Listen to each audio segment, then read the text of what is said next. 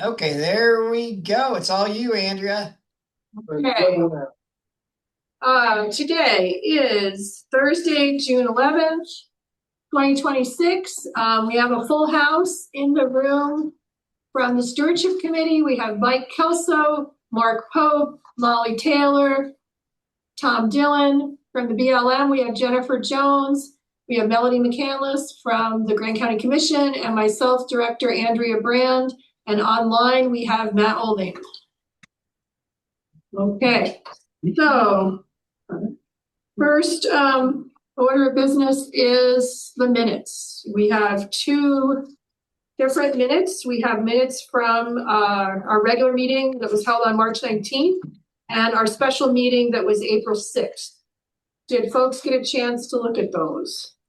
Yes. Do you have any edits for me? No, I do not. Okay. I guess we can vote on them together. Okay. Can we vote on them together, Melody? No, yes. Okay. Thank you. Just wanted to double check. It's great to have the chair here. Okay. Did you make a motion? I began to make a motion that we accept sorry. the minutes from both March 19th and April the 6th. Okay. No, second. Okay. All right. All in favor? Aye. Okay, next is the remits and the budget for May. So Can you see it on the screen? perfect. That's the one. So we are through May. We are up 20% in revenue thanks to the fee increase, and also visitation is up 6%. We were up 9% through April, and now through May it's dropped down to 6%. So still pretty darn nice. Yeah, we have been busy.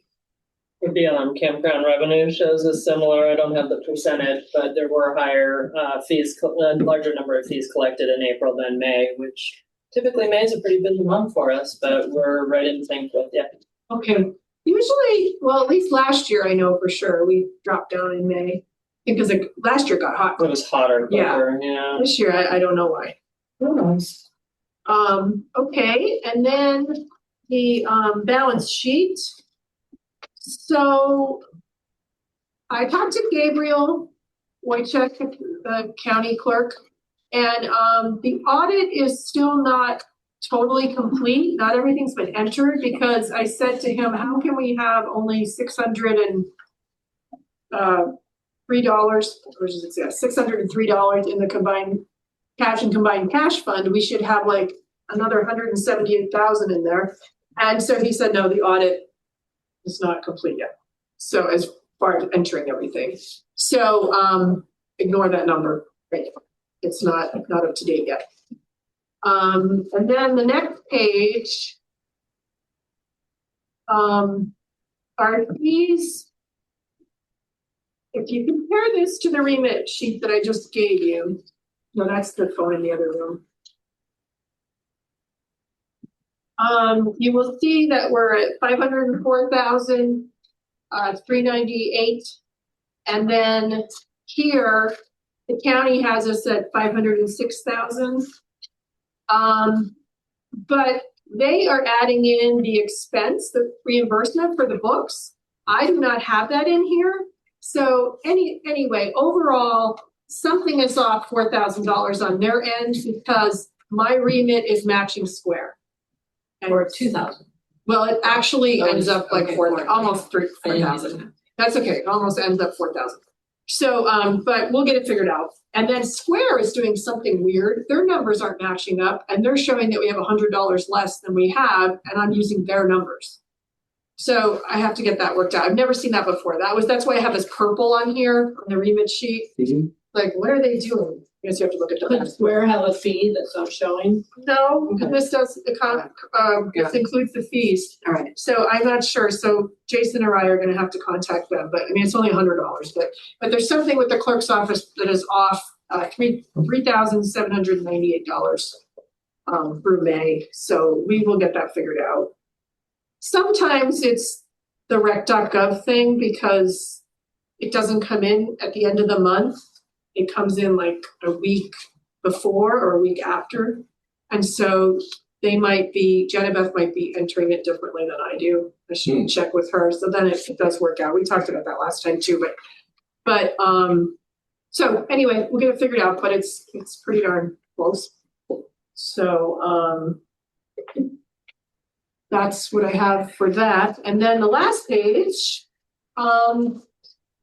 with our expenditures with comparison to budget, I would say everything is right in line with what we would expect this time of year, if not even under for some things.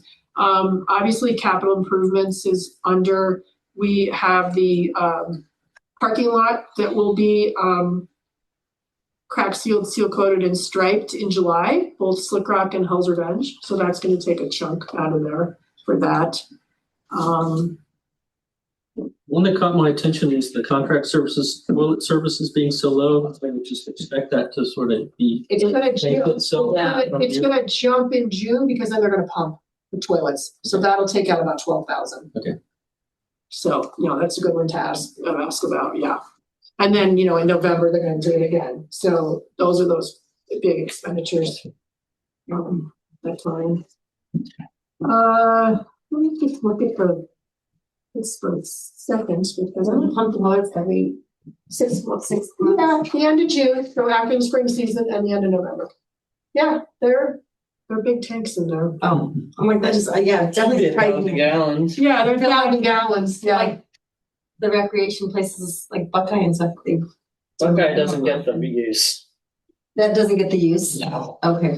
That's not even. Well, our vaults are big. I mean, they're 1,000 gallons. Well, they're all 1,000. Not Yeah. 1,000. Yeah.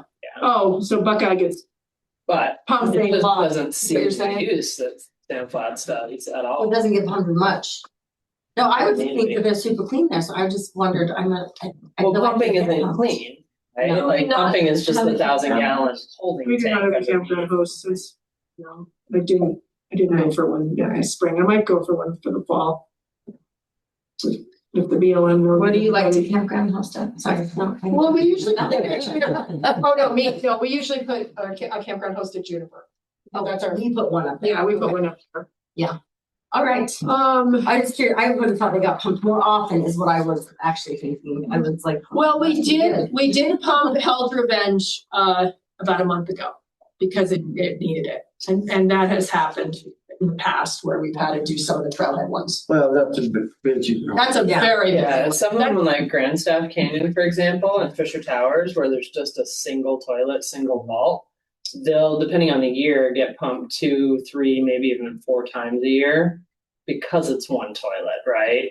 Whereas at least at Hell's we have 2. Hells you have 2 and Slick Rock you have 4. So it spreads the use out, but then again, sometimes people like a particular one and therefore it fills up faster. Well, Hell's gets a lot of use, although I Outfitter. didn't mean to start this No. conversation. I thought they got pumped more often. No. I was just shocked that Yeah. that sparked. Well, that. then we have the portable toilets, so you should know this. I decided to put a portable toilet at the lower parking lot at Potato Salad Hill, San Flats Road corner.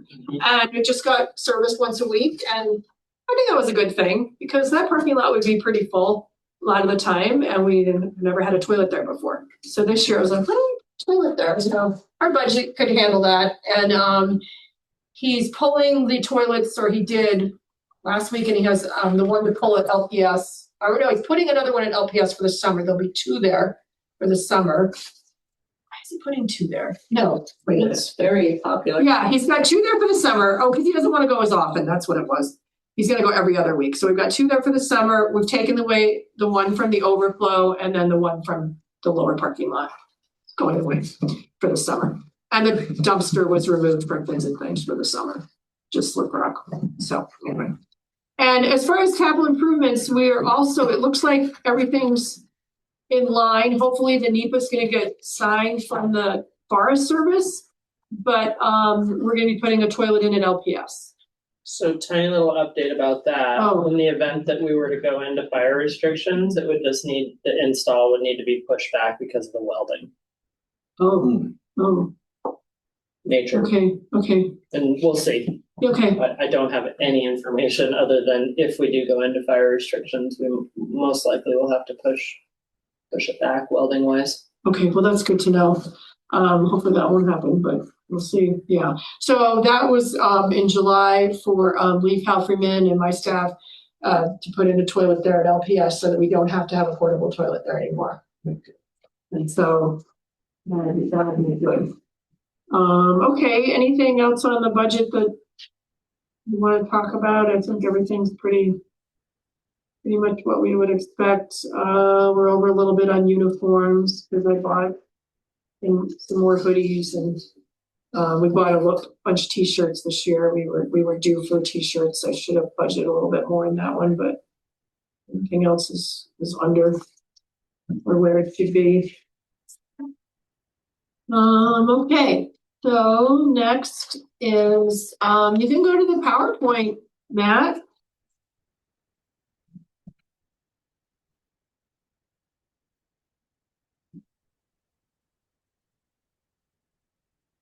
Now, can we make it bigger? Can you make it bigger? I think we went through this before. Maybe I need to make your screen bigger. It needs to be in presentation mode. Oh, I need to be in presentation mode? I think he He does. does. Oh, But you can also go to those three dots at the very top. Do we- The three dots right there. There's Oh, two yeah. dots, and you can zoom in. So go down the middle where it says zoom, and it says 100%, and you can go little pluses. Maybe. Is it maybe bigger? no, he's going slow. No, it's- Oh, it's zooming in us. Oh. Boy, we look good. Yeah, make it smaller. Make it Yeah. There we go. There we go. Nice. All right. I don't think we need that. Right. You don't want it to be that small? Yeah, no, that's good. Make Yeah. us smaller. We can- Okay, well, can make it smaller, bigger. bigger. Yeah, it's Yeah. good. Okay. All right, so we just looked at this remit sheet. That's what I told you, up 6% visitation revenue, 20%. And there's our fee increase. You know, we did our annual pass in our campgrounds. Have you received any complaints or grumbling about it? Great. No. Okay, Matt, you can go to the next slide, please. Still a steal. Okay, Agreed. so here's a picture from Mark from last time, and I just wanted to follow up in that we haven't done anything yet because it's been the busy season, but I hope to try this out this summer, get something in there. So I don't know if well, we can talk about it, Yeah, like it'd be great to you get a want it to pilot. be 6-inch diameter and We're ready. 3 or 4 feet long and put them in a foot. Is that what? I would be a little longer than 4 feet. Okay. Just they've got to go in a couple of feet in order to be stable. The ones I put on 3D, I was just limited, and that's why they're only 4 feet long. Okay. Only in the ground a foot. So it'd be nice to put them in the ground about 3 feet and have them come up out of the ground about 3 feet. It should be easy here. Yeah. But yeah, it'd be great to get a pilot program going along that one section and see how it does, see how people respond to it. Okay, well, that's our plan. Okay, you can go to the next How one. much are we talking? How long? Well, I thought we would do that one stretch. There's 4 places. Mhm. Yeah. Yeah, thanks for asking Yeah, that. great Yeah. test. On fins and things, north fins and things. And how do we make those to where they're highly visible so people don't end up running into them? We talked about putting reflectors. Yeah, Yeah. ground reflectors on them. I was gonna actually put the plastic reflectors on them. Actually, just tell them to keep their eyes open. Or you can. Yeah, put tape that's on a it. strong expectation. That's gluey, but you could just put some Okay, packs in them. It might be better than plastic. True. Okay. It might be bad. It might be bad. Whatever, just okay. All right, Matt, you can go to the next one. beer cans. You can type beer can. So That'll attract. all I can say is I don't know yet because I thought I might know something, but we are supposed to hear in June whether we got awarded the build grant. All right. So sometime in June. I haven't heard anything yet. So I June thought- of what year? Okay, you can go to the next one, Matt. Okay, so this is a new map that, well, this map is already out there on the Raptor Route. It's one that GCATT made, and they're just updating it. And the reason I just used it as a visual, but the main thing is that the BLM has approved Eagle Eye and Hawks Glide being one way. So remember, you guys approved a letter last time, Yeah. so the BLM approved that. Yeah, I like the stylized version on the right. That's really cool. Yeah, Yeah. yeah. That's like a summary map, but it's, yeah, I think it's very helpful. Reminds me of a map, like taking a subway, like in New York or London. Yeah, On the right side. Yeah. but it's quick and easy to figure out, I think, with that. Okay, we can go to the next one. So the Old Growth Forest film is on our YouTube channel, and you can go to the next slide, Matt. It's completed. And also, it is at the MIC. And so you can see it on the big screen along with these other films. So I worked with Sam Weiner and Sharon at the MIC, and there's going to be a little article in the paper this week, I believe, or a notice or something that Noelle sent to me to edit. And so that's really, really exciting. Mark was here when they decided to do that. And so he went in, Mark Finley, he went in and watched it on the big screen. He hadn't seen the ephemeral pools on the big screen before. So people can just ask to see a film on request. Except for when the bulbs burnt out on the projector. Yeah, well- I took my mom to go see these and the bulb had just burned out. I was like, dang it. Oh, right, because they've been using it so much. Exactly. So Oh, no. it's all good, but it's a great opportunity for people outside of a hotel room or elsewhere to see it. Yeah. I'm guessing they probably had an extra bulb and Sharon had just left and they didn't want to bother her, and that's okay.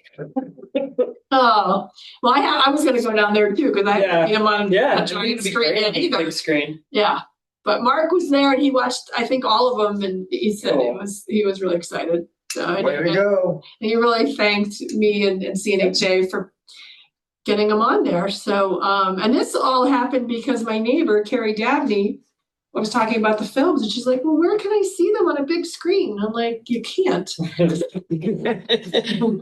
thought, well, the MIC. So anyway, so that's something new and fun. Okay, next one, Matt. Okay, so the Porcupine 4x4 work is complete. You might remember we started on this with Dave Cousins as a contractor last fall, like November, late fall, and did the one portion, and then there was two other portions out there within like 2 miles Mhm. from where it hits Porcupine Rim, or Porcupine 4x4 hits Porcupine Rim. So they went out there for a few days, Brendan McGann from my staff, and also Eric Boxrud and Dave Cousins and Dave Cousins' son. And they broke up a bunch of rock and filled it in, covered it with the dirt that was there. And so it's a nice improvement. And there's a few more slides of it, Matt, or at least one more. That picture on the right is a huge improvement from where it was. Yeah, I think I have two more slides. Oh, is the one on the Yeah. right?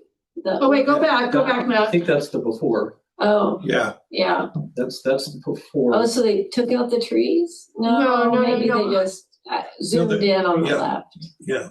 Yeah. Okay, I get it. Yeah. We'll see how that holds up. Yeah, we'll see how it holds up. And then the next one, I guess, is just some fine.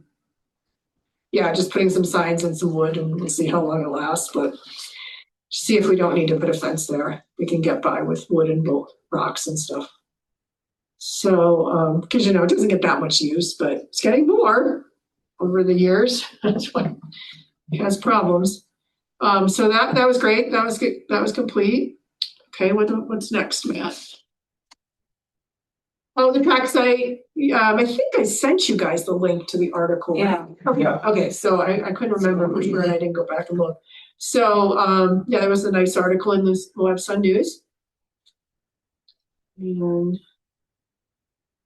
then things are holding up, it seems like, out there on Fins and Hell's where they did the work. We have had to put that sign back in once or twice on Hell's Revenge. Yeah, I heard it was down and gone again.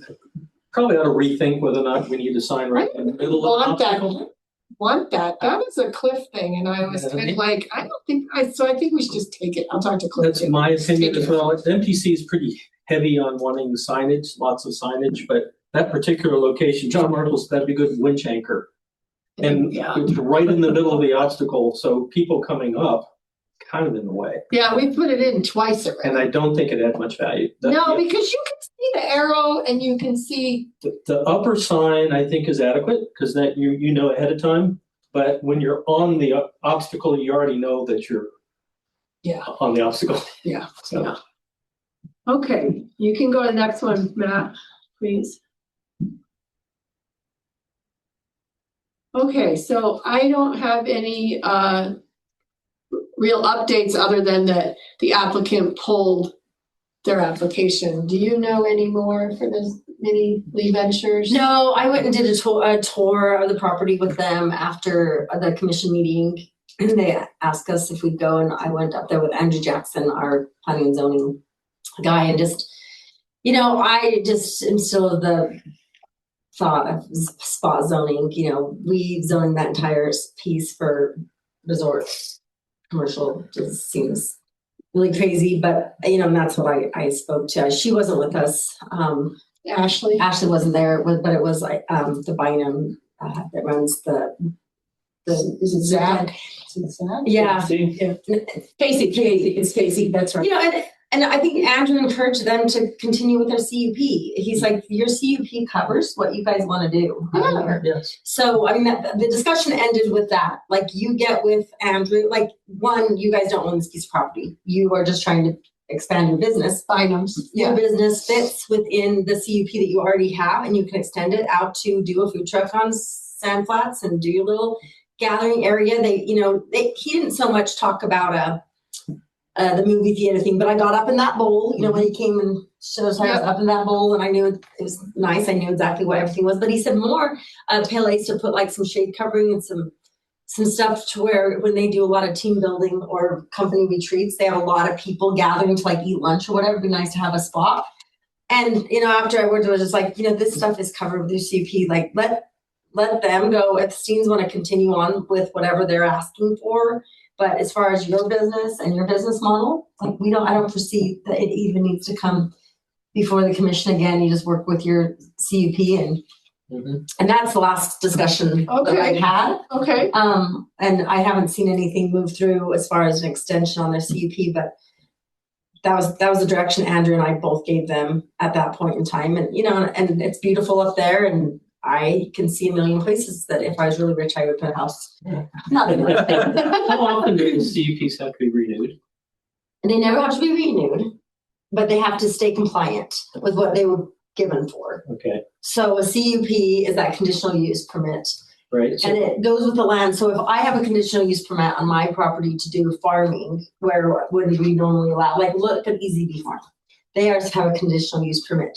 So they're in agriculture, but they're doing business, right? Right. And so if they sold Easy Bee Farms to somebody else, that person would have that same right to have a little stand of selling whatever it is they want, but they have to stay within those certain things that when we pass a conditional use permit, that there's certain pieces that have to be mitigated. Like you have to mitigate, traffic for your neighbors. You have to mitigate maybe a certain size fencing. Those are all things that are put into that CUP. And so if you're not in accordance with those, then you can have your CUP revoked. But if they wanted to do the things that they said they want to do, the food truck, the theater, whatever, can that all be done with their existing? No, CUP? they just have to extend it to include those things. Yeah. And you don't see that as being an obstacle. No.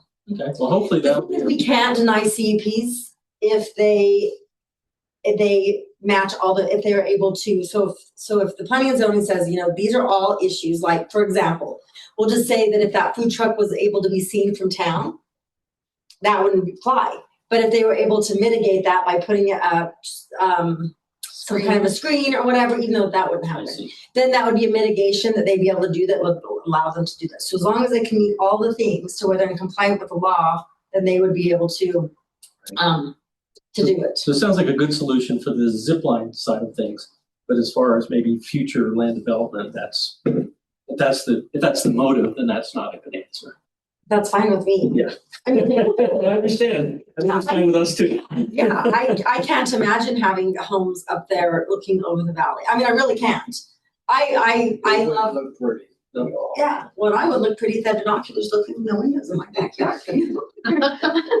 It's hard to fathom homes up there, and people say, or like, they say that it wouldn't happen, but we all, you know what, if you could drive in and out of Slick Rock from your bike or your UTV, you would totally rent that spot. I mean, look at all of the ski in, ski out resorts on, when those lifts got put there, they probably didn't have all those houses along, but guess what? People want to be able to stay there so they can ski in, ski out. Well, how many people want to stay up there so they can ride in and ride out? You know, I mean, I don't.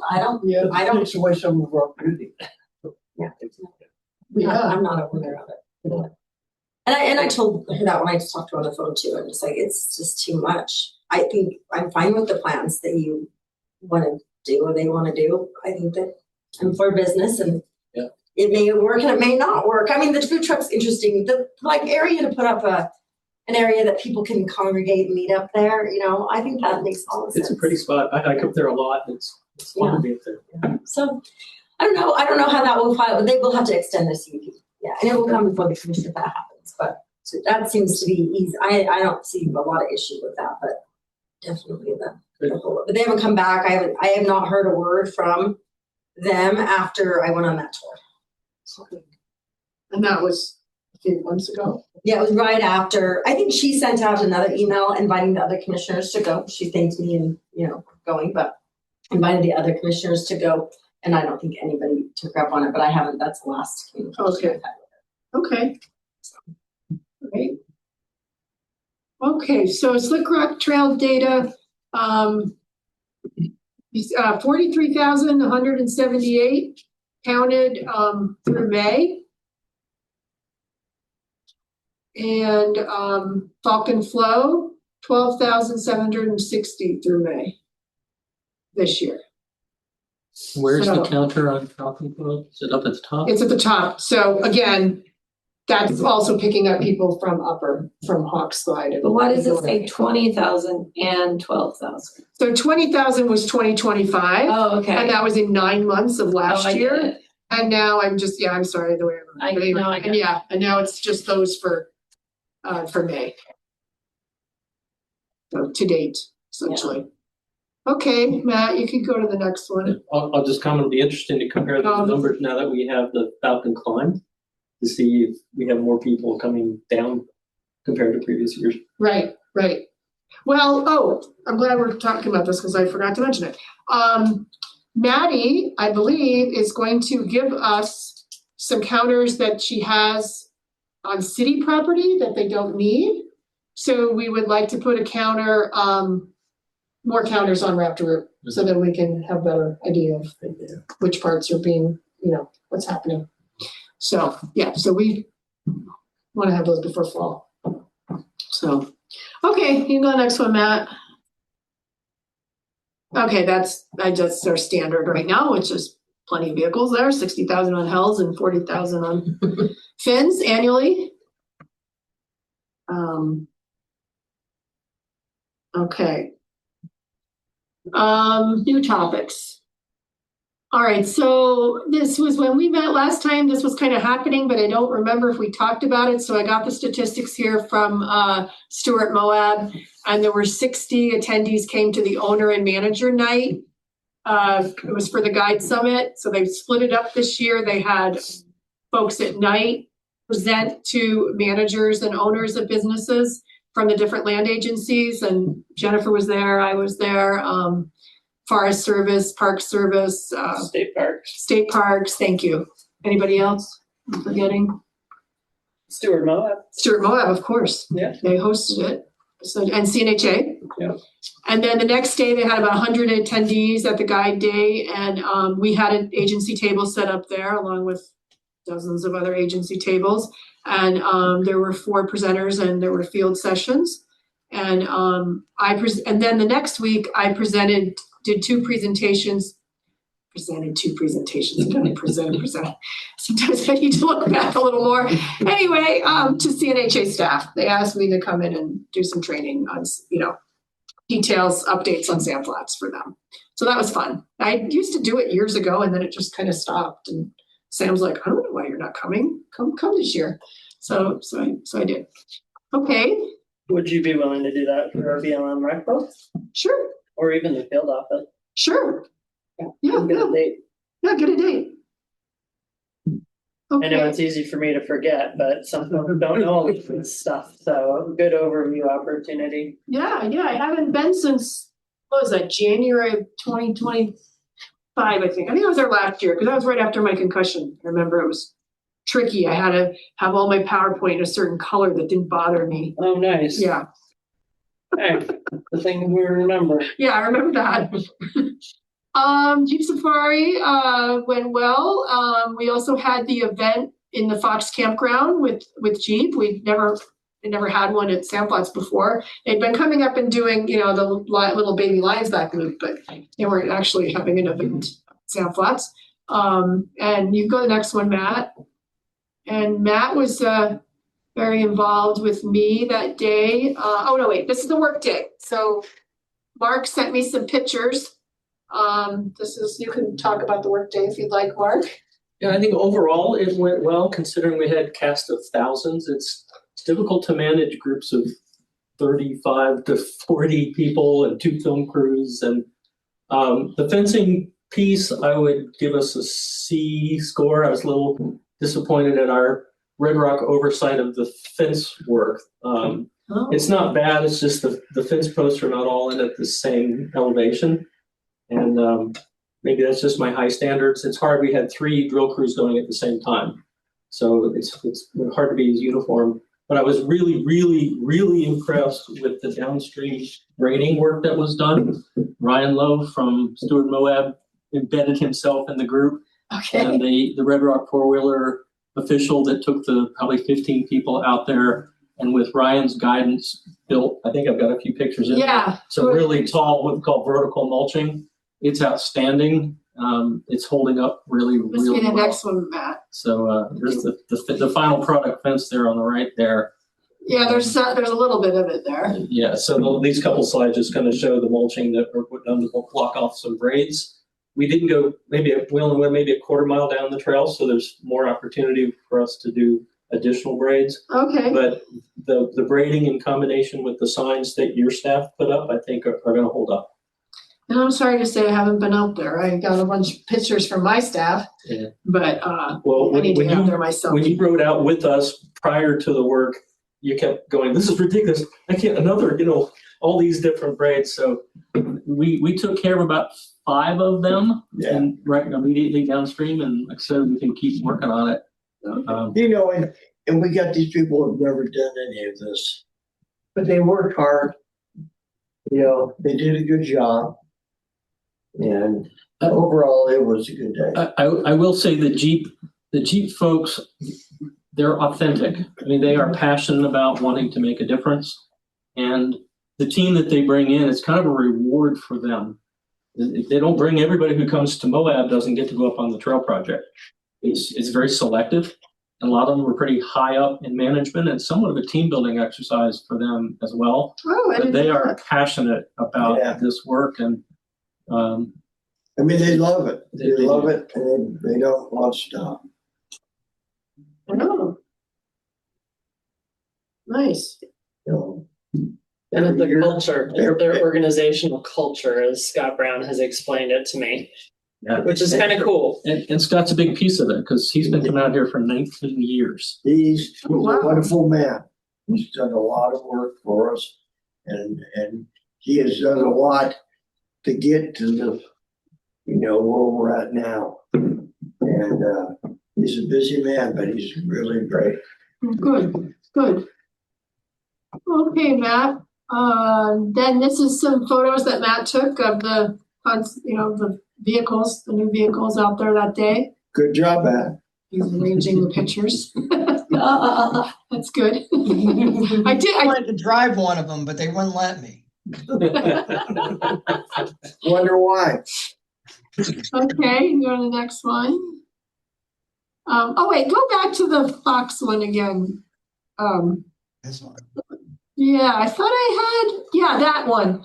So I got Melissa Nerone's report for the BLM. She shared it with me. I haven't seen it.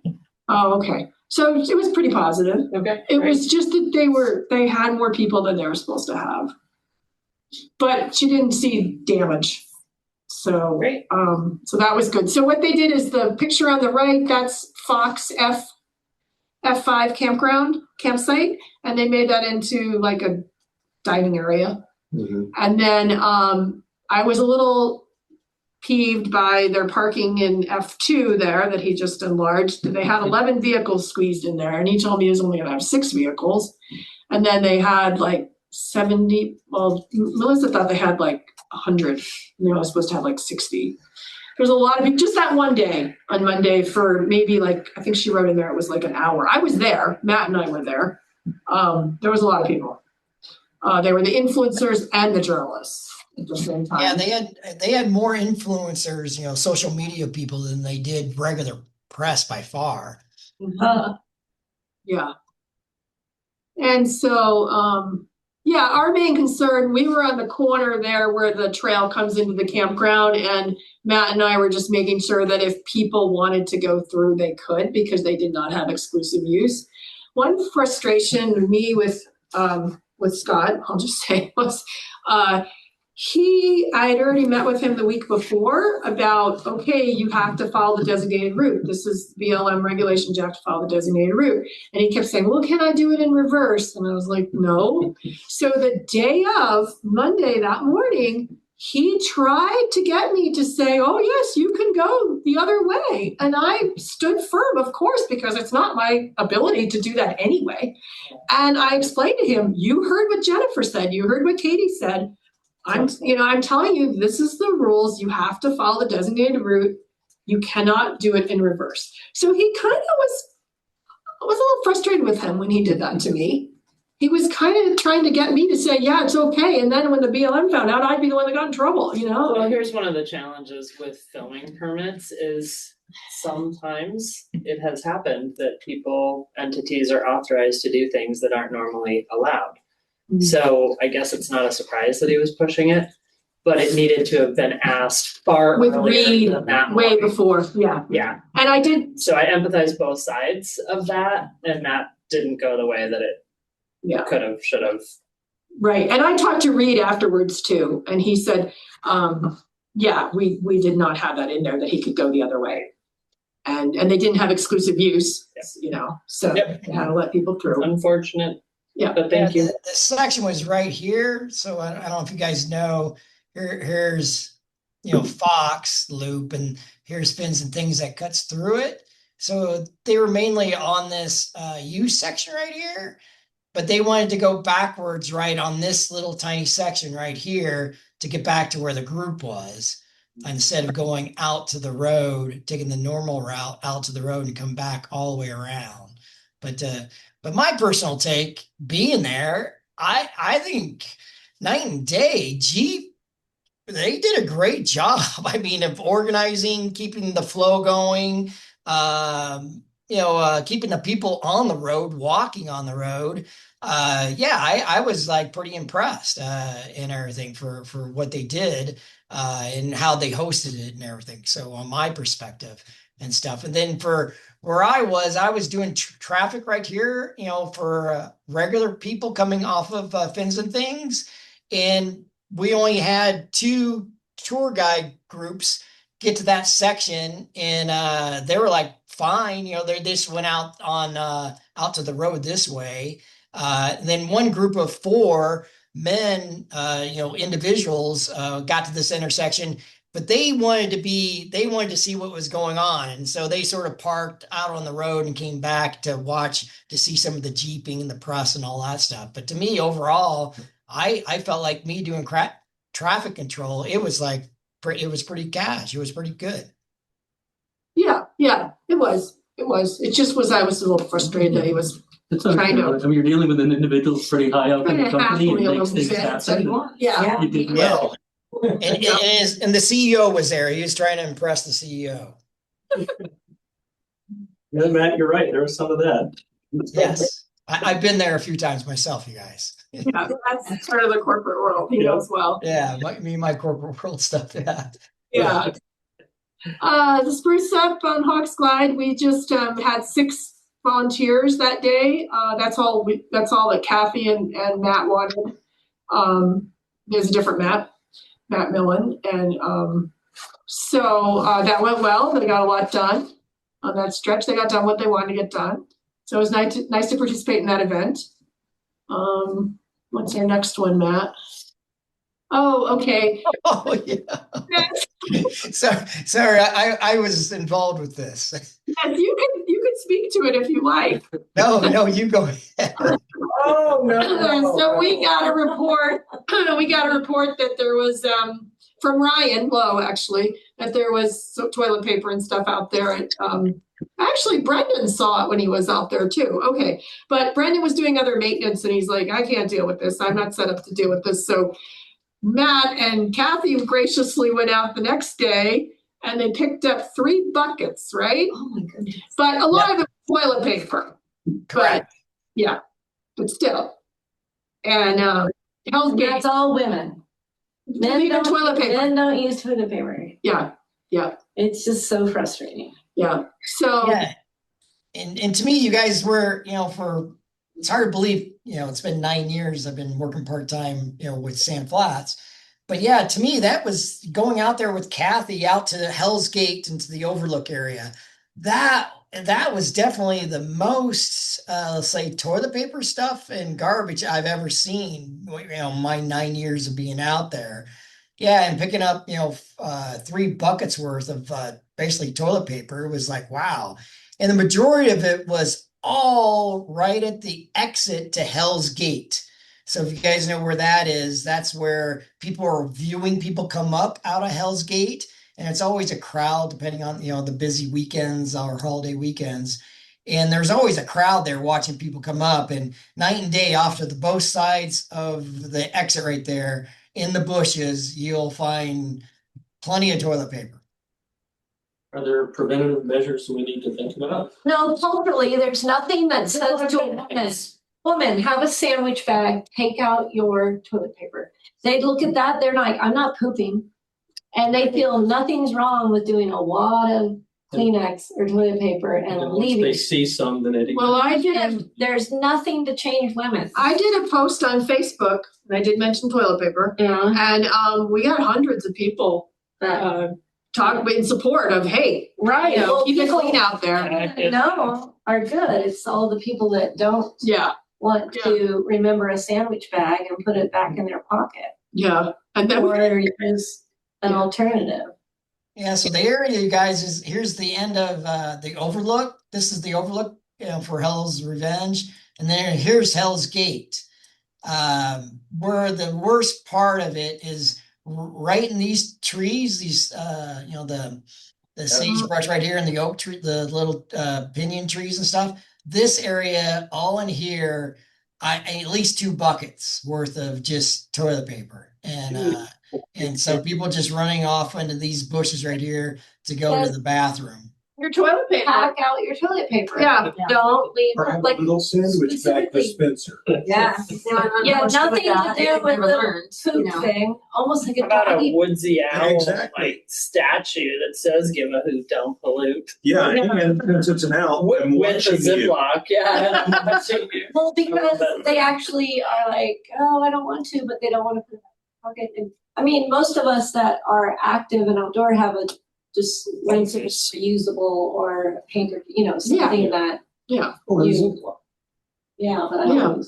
Well, I thought about, for me, I thought, how there's doggy poop bag stations. Can I we know, leave a wag bag station out there and say, please clean up after yourself and pack it out? I don't know. Yeah. Then they'd want a little bucket to put it in. Then they'll want a bucket. I like to give a hoot, don't pollute with some like Signs. or pack it out, or don't leave your TP. Mm-hmm. Yeah, because Down in that one wallow off of the overlook, you'd find just as much, just hard to get down into. They all yeah, into yeah. that. So Kathy and I went down in these sections also, into Yeah. these sections. But Right. night and day, the worst section was right here at the exit of Hell's Gate. That was by far the worst, right in here. Yeah, and so so we scouted the whole area and definitely, but this right in here, like I said, is definitely the exit to Hell's Gate is where it's definitely, I don't know, to me, definitely having a sign right here or something. Yeah. But Don't women leave- have to sort of address it. They're like, they pretend like they're exempt from it. Well, I Don't also leave think, your like you said, TP. it's a cultural thing, Yeah. it's a social norming of it. And so with the kits that, Steward Moab, formerly Trail Ambassadors, whatever, it's a social norming of it. Like you always have these things. You mean wag bags? Well, wag bags, Ziploc for TP, first aid kit, spill kit, spill kit. But like water on bottle.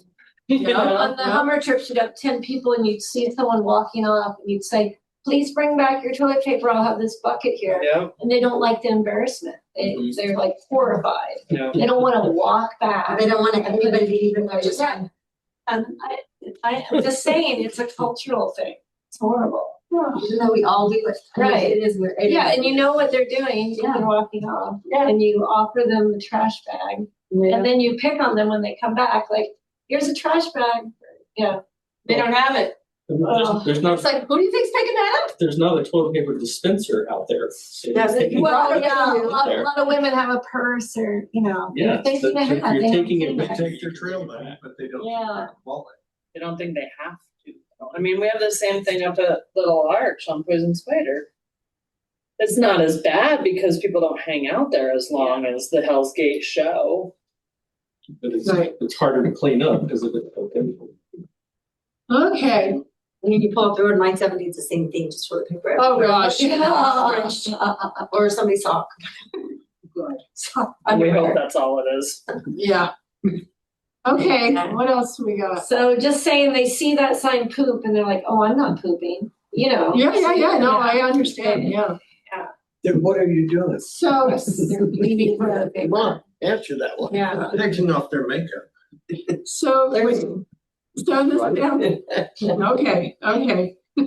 So, Sandflats, we had a little 4x4 training with, Moab Trail Ambassador, well, no, they're not called that now. Steward Moab, Search and Rescue, State Trail Crew, and GCATT.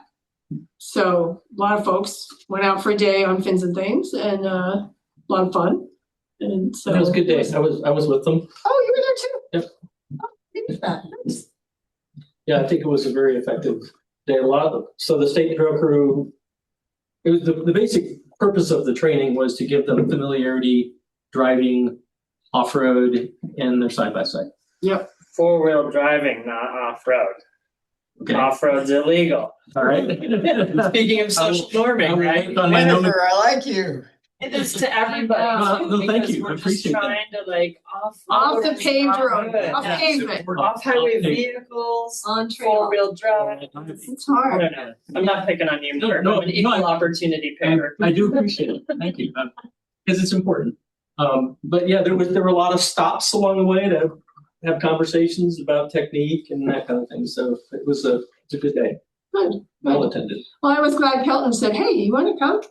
And so, and it was great because I had new staff that, wanted to have the training and needed to have the training. So it was good. Okay. And Matt was away. You were in Florida, right, Matt? During that? I wasn't there. Yep. Wait, you missed one. Okay. So we have this historic site up at Sand Flats that's between campgrounds.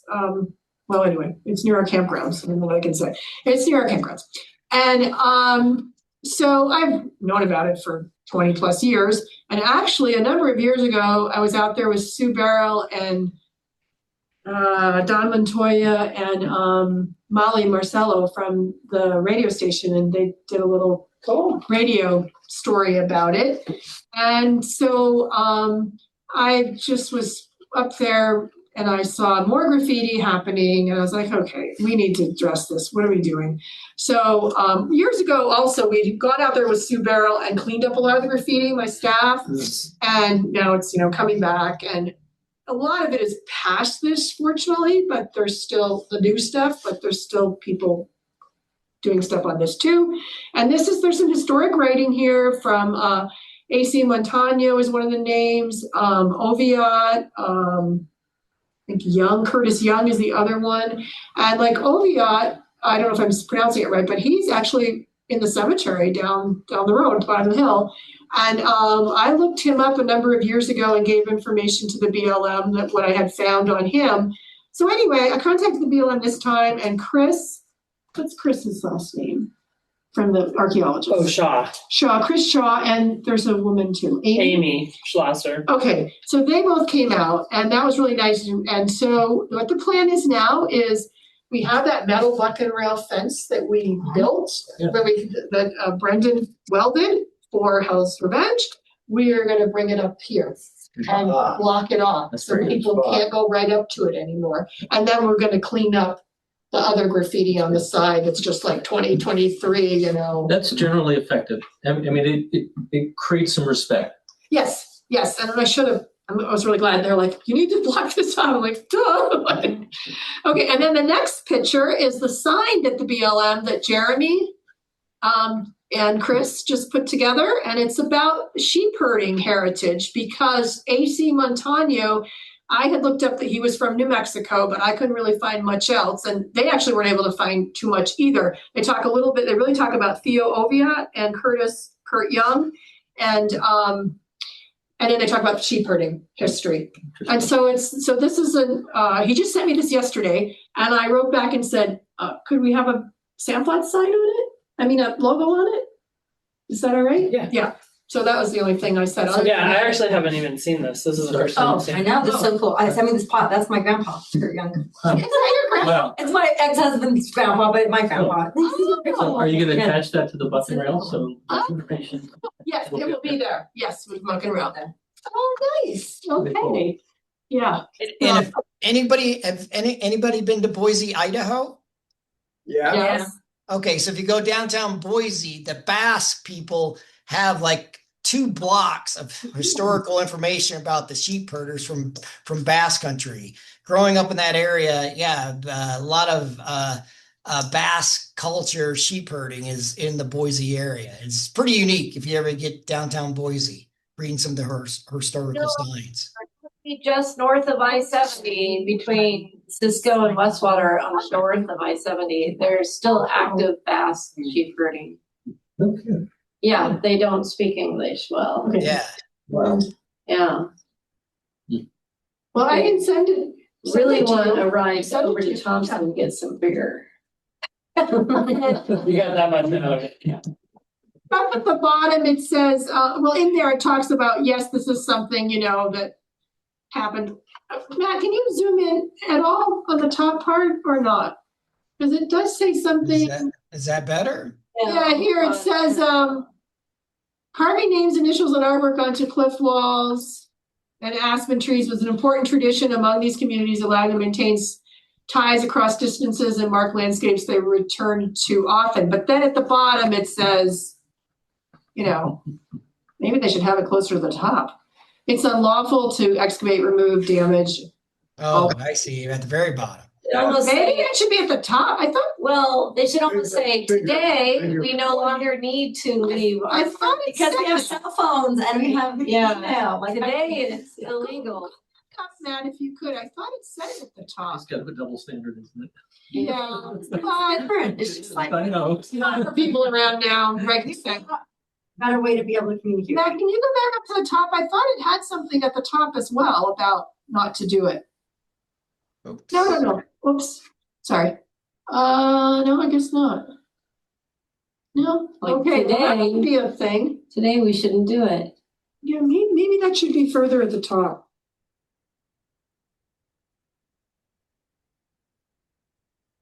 But it looks like they already made it. No, No, it's yes, not. yeah, Oh, okay. to give him any edits. Okay, I don't think even highlighting it like it's kind of done there with Yeah. a print, like a box around it or something like this would call attention to it. yeah. I don't know, graffiti is a tough thing. Yes, it is. So anyway, yeah, that's finally, I've been looking at that site for a long time. And then also, I guess it never got sent to SHPO before, to the state. So Wow. I'm really glad I called Chris and Amy to come up there, because he sent me a copy of what he sent to SHPO, and it looked great. And What about the inscription on a huge boulder on the left of like the Real Creek hiking trail? Well, you're not down yet. You're hiking along, and then there's a couple big inscriptions and some drawing. Oh, you mean going down from the X roads? Yeah. Oh, yes, that's right. You know what? Eric was talking about that when we I'll met get with a picture. Yeah. Yeah, and he Well, said it was anyway. inscriptions there too, and I And a told Chris, drawing, and he said he yeah. did want to come look at I that. like that one. Yeah, I'll so that is probably one that the BLM doesn't have recorded possibly. GPS. I'm trying to think where that is, and I'm not coming up with it. You almost need to be shown it by someone, or stop and look over down, and then you have to climb down a little bit. It's not that little sort of cavey. When you first go No, down? it's a big boulder. No, it's out farther. Oh, is it, so it's not on the trail going down to the No. tractor? No. Oh, you stay up top? Yeah. Oh, Oh, Well, I'll GPS it. Yeah. yes, that was, we need to get archaeologists out there too. This road. Sorry, I just went to Google Maps to try to find it. I'm not sure. Let me get back to you guys. This is a public meeting. Yeah, and I can't. So let's not go to it. And I can't exactly. Okay, because I'm not sure what its level of information is. Okay, so we participated in Utah's Always Adventure Safe Day through Utah Office of Tourism. And I just sat at the Slick Rock parking lot under the shade there and had a lot of giveaways, and it was good though. And then they came out, and I haven't seen it, but a contractor from the state came and interviewed me, and interviewed Stewart Moab down there in Mill Creek, and interviewed rangers up at Dead Horse Point State Park. And it was all because I was looking at the agenda for the commission, and you talked about, the state came and talked about you Adventure Safe, and I said, why doesn't Sandflats participate? That's cool. I think And so they sent me all this stuff, stickers and books for kids that were actually really well done. And and I had quite a few people there stop on their mountain bikes and giving out water, of course, and electrolytes. And they really appreciated that. So that was the draw. But it was fun to be a part of it for the day. And we gave out stuff at the booth too. And we still have stickers to give out at the booth. So, all right. Okay, filming. So this happened last week. And you may remember that Canyonlands History Association is, I believe, going to reimburse $5,000. I just sent them the invoice today and Yep. submitted the aid request, so they'll cut the check next week. Nice, I believe it's nice. Tuesdays. That's awesome. Yep. So I have a lot of pictures here, Matt. You can show that from the filming. There's Tim Graham, and he's showing some camel crickets or something to Theo there that came and helped us. And you can go to the next one. And we staged a scorpion walk so that we could have that in the film to talk about something that you can participate in at Sand Flats and at the state parks. And then we had amazing footage. I sent you it in edit mode instead of viewer mode, so that's why you keep moving my pictures around. So anyway, it's fun. So here's some footage of a scorpion under the UV light catching an antlion. Wow. It's an adult antlion. So Rick and I had found a scorpion on one of the trails and brought it to Mark. And fortunately, it was hungry. And so we put the UV light on it, and then these antlions started coming in. And we saw it, stab the antlion and everything. And Mark was just like, this is like Mutual Omaha's Wild Kingdom, and never expected to get this. And he had his like $3,000 lens on there, it was all set up. So he's got some awesome footage, this film. Okay, the next one, Matt. So he went to Arches as well, to show some sand dune communities. And then he's got Yoni. He had a good interview with BLM biologist Yoni up at Sand Flats. And then what's our next? Oh, then here's some of the critters. So here's some of the close-ups. This black cricket on the left is actually called a sand treader, and it has like these baskets. That's its back legs. To stay on top of it. No, actually to like part of the digging. Oh. And they're kind of like these baskets that like help them dig, and then they kind of fill up a little bit with sand, and then they kick their hind legs out and empty them out. And Jerusalem cricket, you can see some oats around there. What we did was put out a trail of oats and wait about an hour, and then they start to come out. Everything seems to like oats, from kangaroo rats to crickets to beetles. They like good fiber. Yeah, that's what he said. I like the high, Tim Graham said it's like high carbohydrates, concentrated. And then this is a camel cricket on the bottom, coming in and out of a hole. And then there's that black sand treader again. And this is a female because it has like this ovipositor thing in the back there. And they're out on these primroses in the morning, like at dawn, eating from the primroses. And then the other picture is a scorpion in the light. And that was a scorpion that Tim Graham had caught and had for us to use as a model. So anyway, so yeah, and that'll be, ready by fall, before fall. Good. And then GCATT had a work day out on the Snotch, and they thought they were gonna need to be working on it for like 3 or 4 days, but they got it done like in a day. Wow. So my staff was going out there to help them, but they ended up like working on another section while they were working. But if you go to the next picture, Matt, it shows they put in some logs that we had there. We had in our storage. We gave them the logs. Nice. And and they did some nice rock work there for that section. So keep people flowing through. And then Going through. UDOT, I guess Maddie, actually haven't talked to her today, but I guess yesterday she met with Evan and UDOT to discuss this issue. Were you at that meeting? No, I wasn't, but we were on a call today that Maddie. Was it today? Okay. Maddie is coordinating with UDOT for 2 additional signs, I guess. From UDOT's perspective, well, the contractor anyway, the biking issues have dropped significantly with the heat, Of course. which we told them was going to happen. And so it's more front loading for Labor Day in the fall, getting which this is great. set up for fall, because If they would just let them hop on the path. It's not a thing. Okay. Yeah. I mean, it's going to be a lot different come Labor Day. Okay. Though. I've already started the walls. All right.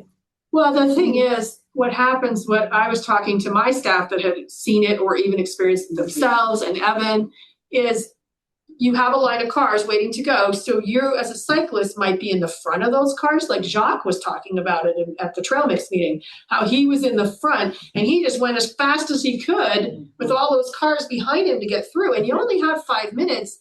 And then if you're like in the back of the cars, well, then you can't get through in time because those cars don't start immediately, And so, we talked about like, well, can they extend the time like to 7 minutes? Or, the most expensive thing is have flaggers at both ends and keep track and say, yes, I have 5 bikes coming through, and yes, they're through. Now we can let the next vehicles come. And Matt, you had witnessed people, right, that were like, it was in the evening, went out to Bill's Canyon, and I was the first car in line headed towards Bill's, and then also I'm driving down the road. It's one lane, as you know. When it does that, there's 3 bicyclists coming right at me, and it's like, oh my God, I got to pull over for them. And it's like, they couldn't make the 5 minutes. They couldn't pedal fast enough to make the 5 minute for the change of the light. And I don't know. And I had 3 cars behind me.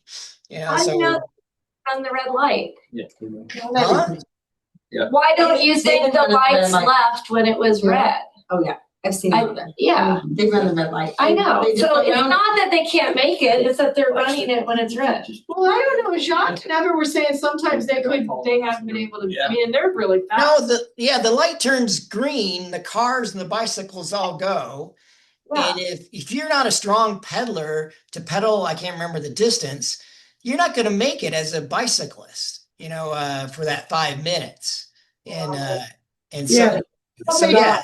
7 Because minutes. they walk ahead, Yeah, and you're sitting there because you can't go, and they all come in there and get in front of you. I know, but if only a quarter of the distance before the path you get on the path, then they could get on Well, the path. Evan and Yeah. Jacques both are strong cyclists, and Evan said it was pretty nerve wracking they just wanted better signs because they said you're kind of there and you're not really sure what you should do, and it's very stressful. So we're just trying to make it safer. We don't want to have anybody die. While this is happening, sure. Okay, well, next one is, maybe you've heard about this. There was two things. There was an e-motorbike that caught on fire in the hot tub, not Mickey's, but one of the other ones. And so these It was people, ugly. yeah, these people actually left. They left the bike there when it was on fire, left in a UTV with their friends, and the fire department had to come out there they had a UTV, I didn't even know they had that, with some fire suppression stuff, and they came and they put it out. And then the picture on the right, you can see is like all the lithium cell batteries that are laying there at the bottom of the hot tub. So Sam Flats, we paid the $900 for Nations to go out there and clean it up because it was like a Friday, and we didn't want, people driving through that. So we know who they are. Law enforcement knows who they are. The state ranger. They were camping in our campground, and the bike actually has their name on it, and Good idea. the name of the company. Yeah, what? Good idea to leave it. Yeah. And that's an e-motorcycle. Motorcycle, that burned up. And so we're hopefully gonna get restitution, and they're gonna get a big fine is what Ellie said, because Oh, yeah. they should. left a fire burning. They didn't even call, like 911. So and then we had an e-bike stolen from one of our campgrounds, and I don't know what the status of that is yet. We didn't see anything in our surveillance cameras of vehicle. I mean, they must have put it like in something, put it in a camper, you can't see it, or put it inside a van or whatever. Who knows? We didn't see anything that we could tie to it from our surveillance footage. And it happened like between 11 at night and 7 in the morning while the people were sleeping. That's I've never heard of it. I was having anything like that in San Blas before, any bikes being stolen. Used to always be like coolers of Colorado beer that would be stolen. But, Yeah, well, that makes sense. yeah. So anyway, and a little. Did they happen to the people who owned the bike? Did they say whether it was locked up or not? Tied to the. I think it was locked up, but Okay. I'm not 100% sure, but it seems like they said that. I wasn't dealing with like the law enforcement. Right. So, okay, Matt, yeah, I guess that's it, except for turning it over to BLM and county for your updates. I see that you have a question here about the feasibility study. So we will get that back on the 24th, our draft. So the first draft of that feasibility study will be on the 24th. And so we'll see what the plans come back. And I don't know what I don't know that that's 100% what we're going to do. Of course, at that point in time, if we decided to do construction, that it would take up this whole block would be the idea of it. So. And then we'd have to have discussions about what we're going to do with everyone and where we're going to put people. So I know you mentioned you don't want to be out of UMTRA, so maybe a thought, and this is down the road. We're not even anytime soon, but putting this trailer up at where the recycling center's at. Is there no space up there for you? I don't know. I'd have to talk to them. Yeah, we have. I was also thinking, what Would we ever be able to go back on the BLM property down there at the bottom of the hill? We brought our building with us? I don't make decisions, but There's a lot of I've heard room. is We have there time. even adequate Yeah. room? Yeah. I bet there is, Yeah. but I don't You know. know, other discussions, just, you know, is Yeah. a, discussion of a visitor center for Sand Flats, to put you there. So you're definitely thought about. It's not that you're like, oh, we're just gonna shove Sand Flats around, it would be nice, but I mean, we're not gonna be able to build a public safety building and, Sand Flats Visitor Center, but we can use TRT money for that probably. I mean, but it's all just, there's just so much planning and ideas constantly coming at us at the commission level. So, but I think if we could put if we could move this trailer up to the area with mosquito abatement and stuff might be an option as well. Since you're like, we don't want to be that far away, and that makes sense. Yeah. So that was just my mind, because my mind was on UMTRA at the moment. Like, what do we want to keep at UMTRA? What are we saying? When the county gets that land. And I'm looking at it going, man, this is a great place to put all of our staff that we're going to have to relocate for a while without paying rent or leasing anything if we decide to do this building. But I don't know what the money is going to come in. I don't know if there's money available for that, but at least have a plan. Something you want. Now, is the ideas right now to make this whole block just the jail and the courthouse, or would they bring these entities that are going out to UMTRA? Would some of them come back? Like, would travel council come back? Yeah, everybody would be here. Oh, yes, everyone would everybody come back. would be here. Yeah, they would just go out there for the moment of building. So for a year or two, Mm-hmm. it would be And then everybody would come back here. and have a facility. There would be space for everybody to come back. Yeah. Oh, There'd be plenty of space for everybody. I mean, hopefully we'd have more office space for everybody. We would have nice jail. We'd have nice courthouses. It would be everything. I mean, looking at, there's even an option of putting in some parking and retail that will help pay back the loan faster, if we put some retail spots in here. But it's all just a big fat picture that they're going to show us. And then we go from there and say, yes, we want this, no, we don't. and so when they say that these groups would come back, it would be more that there would be like office space, like Yeah, all we'd all be in like one building. one building. Yeah, we'd all be everyone would be in one building. Okay. Okay. It's kind of like, I like to think about it as the old HMK and how you had like the one building like we have, and then you have all these satellite things, and it's like, what's happening over there? Can the administrator be in everybody's business, which is where they should be, if they're all satellited out, or is it better to all be in one building? Oh. And so one building, and the sheriff's office would be in that building, the attorney would be in that building, everybody would be in the building. Unless we decided to build your own building, or we decided to build, been talked about, increasing the visitor center and possibly putting at the Moab Information Center. Yeah, and putting the Moab Office of Tourism over there with information center and making it 2-story. I don't know about that one. That's a good idea. Yeah, there's lots of good ideas. You need the parking downtown. Yeah. It'd be cool to think about moving the recycling center and having that be the visitor center. Yeah, and that's, I think, what might be thought about. Recycling is a very tourism. What do we talk about all the time? Yeah. Putting, the weeds department out at the arena, or there's lots. They don't need to be. No, there's lots of communicate. I mean, there's so Yeah. much work to do. It's never ending and talking about. For a recycling center, that property takes up a lot of space that is not utilized Yeah. all around. It could be at the further end. Yeah. Yeah. There's a lot. Yeah, so there's a lot to talk about land. That's actually on one of I'm going to be rolling out my priority list here in the next month or two. As soon as we finish, we're working on the policies and procedures of the governing body, because they haven't been updated since The a handbook. long time. Not the handbook. That's been done. That's done already for employees, but our She just sent it to me red line to look over. the handbook. Yeah, maybe that's for the next phase. That's the next phase of Yeah. update on the handbook. Yeah. So we're doing the policies and procedures of the governing body right now. So how Okay. does the governing body act? How are we supposed to act, and what are we supposed to be doing?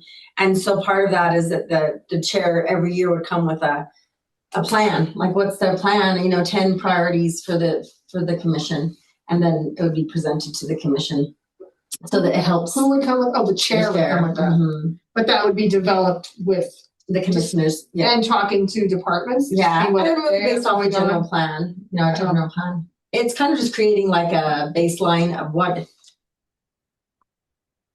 I'm not gonna say some public meeting. I just feel like that there's not a lot of direction and where the county government has maybe gone. And if I can create, and not that the chair next year could just do something totally different, but if I can create a document that has priorities for the community, and then the next chair would be like, man, I like all these except for these three, or I'm going to rearrange these priorities, that maybe we could have some consecutive, continuity, that's the word I'm looking for. Some continuity between every single year and not just be a kind of a whim. So that's my idea.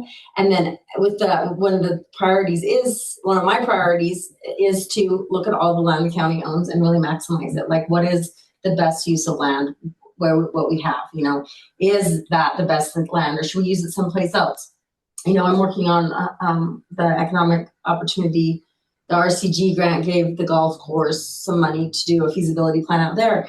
And one of the big conversations that came out of that was putting a convention center out there, because people love to get married at golf courses. I mean, and our golf course is gorgeous, and you have the red rocks, but we have nowhere for a convention center in this community, no place to have a big event. If you guys want to have a Red Rock event, you're like in a motel, but if you could be out at the golf course, and the thing is, the golf course could still be acting as a golf course with a convention center right next to it. So it could be a private-public partnership. It wouldn't be, the city or the county wouldn't be building, or probably not even the golf club, creating that space, but that's what's being planned in this feasibility plan. So then it's there, and maybe they would lease out that construction and have a nice place. But is that the best use of that land? So is that the best use, or is a convention hall like at OSTA a better use? So kind of just like looking at all the lands that the county owns and saying, what's the highest need and best use of the land that we have, and kind of making plans around that, instead of just saying, oh, we should stick this here, we should stick this here, and then not having a plan for the future. So really in making plans, and I mean, not everybody has to follow those plans, but if you have like kind of a guideline to follow. So those are all of the things that I'm kind of thinking about as far as land and the land that the county owns. Cool. I thought the city was somehow involved with the golf course lease. So the city owns the golf course. Okay. Because the golf course is their aquifer. So the city's aquifer. So you don't want to, but where the golf club house is, the golf club owns that. Okay.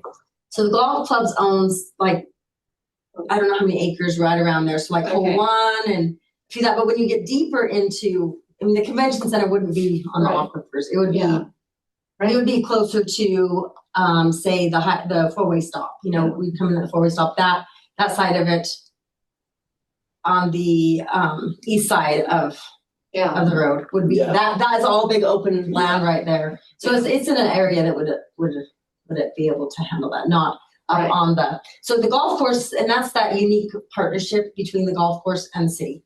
Is the golf course waters the lawn and it refills the city's aquifer, and that's not going to go away, and those wells are going to always be protected. So as far as a master plan for the golf course, it's more about how can they need to fix sprinklers, have more efficient water usage out there, all of those things. And how do they pay for that? They're going to pay for, they're not going to be able to pay for the sprinkler system with the fees that we pay going out there golfing. They need to have revenue for it. Yeah, that would be awesome. And so if they could do, a nice clubhouse built with a convention center, that would create revenue. They could rent for it. They have a place right now with the tournaments that we have. There's no place for everything that outside, which we all don't mind it. I mean, and then you have that balance of just like with everything, those of us that golf love to just be able to go out there and get on whenever we want to. But then there's that level of, well, when you upscale a little bit, it's going to cost a little bit more. It's going to be a little different than what it is right now. But if we don't do anything at all, we may not have a golf course, because if they cannot fix the infrastructure of the systems going up, then we don't have it. So it's a balance. And when you look at I wanted to grow, but I also want it to be that same place that we locals can go out there and really enjoy it, but also be a place that people will come and pay. Because the golf courses like this have all the different payers. They have the $20 local people that have their club card. They have the $50 people, and they have then they have tournaments where people pay $350 to come and play. So we want a golf course that kind of it fits everybody in there. That's a piece of the facility plan for the golf course. I've been involved with that, and so it's kind of a city county collaboration for that, as well as the golf club, the Moab Golf Club. Awesome. I mean, there's lots to talk about, but those are all, yeah, just kind of moving. Just one little one. One of my 10 priorities is that, is that we look at all the different lands and try to see what is the best use of the land that we have. And if we're going to develop in the future things like convention halls and stuff, where is the best location for that? Well, I think of like in 2015, I guess it was, when we were like, okay, we're going to have to leave where we are at the bottom of the hill there by the cemetery, like looking at these different lands, and they're still the way they were. Yeah. Kind of, the old shooting range is still there. Nothing's happened to it. Mm-hmm. The racetrack is still there. Nothing's happened to it. So like, yeah. So it's good to have some ideas and they don't have to be fought, but if you can have like best laid plans and ideas to work toward, none of it happens overnight, but nothing happens without a plan. So Okay, so we'll know something on the 24th. This is the feasibility study first draft from the company. yeah, comes to Jeff. It's Babcock Designers, the name of the company, and so they're going to meet with us on the 24th, and we'll have just kind of an overview of what that plan. Is that a commission meeting? It's not. It's just that subcommittee meeting for. Is it on Zoom? No, I'm gonna be in New York. I'll let you know. I mean, we'll get a packet. Well, that'll be the draft, and then we're going to move along with that. I mean, I've been having talks with the school district about this building. We've had talks with the title company. Yeah, you're right. This School way, title.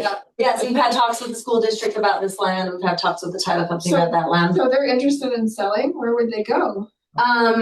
They are already going to the HMK. So the preschool will move into HMK, I think, this next season. Oh. They've been remodeling all of HMK to get the preschool to move over there. Oh. This building is in really bad shape. Really? Mhm. Oh, I've never been in it, but it's great. It's leaking everywhere. The roof is leaking, and then just like, especially for the kids that are there, it's just not a very safe space. It's got lots of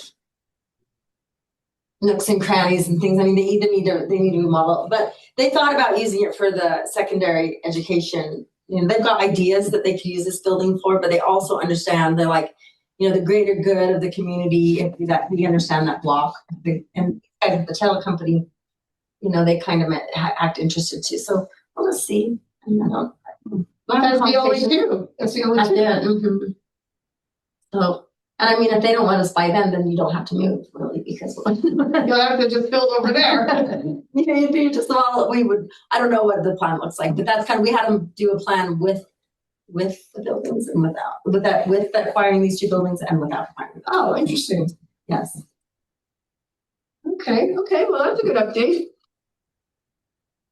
Jennifer? A lot. And I want Mark to run for county commissioner. Has everybody put in their? No, it's not June closed yet. 15th. It's not June closed. Monday. A lot of work. We got all the people. I know. I'm just throwing them under the bus over here. Sorry. He's still smiling. I'm not saying anything. I'm waiting for Jennifer to. But Jennifer, how are you doing? I am doing well, so much better than last month, so that's good. Thinking out loud of where we're going, the heat has come, right? So that makes me start thinking about summer seasonal campground closures, which will go into effect on July 8th and be in place through, I think it's the 26th is the Wednesday before Labor Day weekend. So just that little window, that helps us to direct visitation, the campers, to consolidate them, hopefully, and also complete other work projects, right? Because we're not cleaning everything all the time. Really exciting news. You probably heard that the 279 is being resurfaced as a UDOT project with the Grand as their contractor. And I did get a chance today to run down and look at the Corona trailhead, which they did the approach, updated the asphalt for the approach, and then UDOT has just been fantastic to work with for the exit project. So the exit is a good 10 plus feet in. The approach is already asphalt. We're working on the contracting package. The NEPA's already done. So if we're lucky, hopefully by the end of July, that exit will be opened and the parking expanded, so it'll be a throughway. Oh, for Corona. For Corona, yeah. Oh, wow. Talked with a trail ambassador that's now Stewart Moab, sorry, and she was asking, well, is it open? And no, it's definitely not open, and I can share photos, but it's moving, and it's huge thanks to UDOT, so big partnerships there. Speaking of that, we talked about the 128 project. Some of the Gabion basket wall materials started going in this week, and it's already making a big difference, right? I mean, there's a 10, 11 foot gap there that they're going to be building up in the next couple of weeks, and we're going to see a lot of visual change, which I know it's been a while, and I think everybody might be a little more excited to see those changes, but it takes a lot to get to that prep piece. So that's forthcoming. Through the Foundation for America's Public Lands, the BLM nonprofit arm, which is not even 3 years old yet, they did get a State of Utah Division of Outdoor Recreation OHVR grant that they applied for on behalf of BLM. So it's our first journey into this particular scenario for the Bartlett, Tusher, and Uranium project. Wow. Which is great. So hopefully we'll be doing that this winter. Just yesterday, the EA environmental assessment for the Tusher Tunnel, little 300-foot hiking trail loop was signed, and then the approximate 9-space parking expansion. So that's really cool to see moving, and it'll be great when it's done, like all of these projects. But it takes time to do these things, and there's so many little pieces.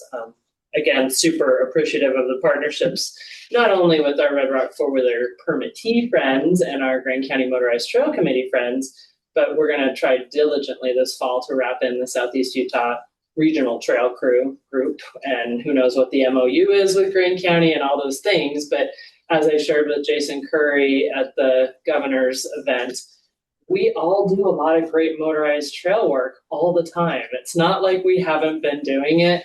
I just think we all need to do a better job about sharing our successes and telling those stories. So that's that. Switching down for a moment to, well, let me keep going. 313, I don't have a date for the work yet, but in partnership with the Outdoor Recreation Initiative grant, the state of Utah and UDOT, those 5 overlooks will be paved and striped. So that's a great thing. Hopefully it'll happen before the fall. And then moving down to San Juan County, Mud Springs. Can't say enough about Grand County, San Juan County, and UDOT just being diligent and persevering. The survey work is all done. The contracting is all done. The Pat Creek cutoff will be the new trail alignment that will be done by the middle of August. So the Yellow Circle Road that has that connection, not the road itself back onto the east, but where it abuts 191 will be gone, much like Willow Springs out here north of town.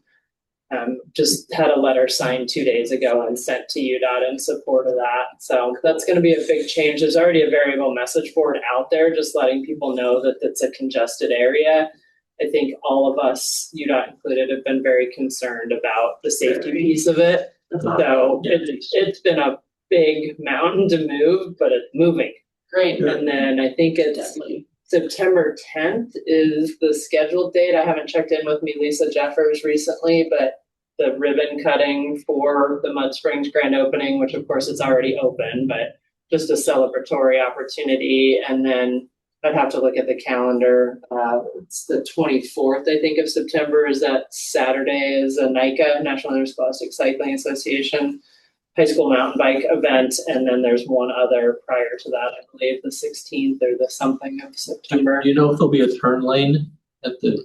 There already is. Yeah. So the big work, and again, UDOT did the study, and it was over $1 million to implement to construct and implement a turn lane at the base of Blue Hill.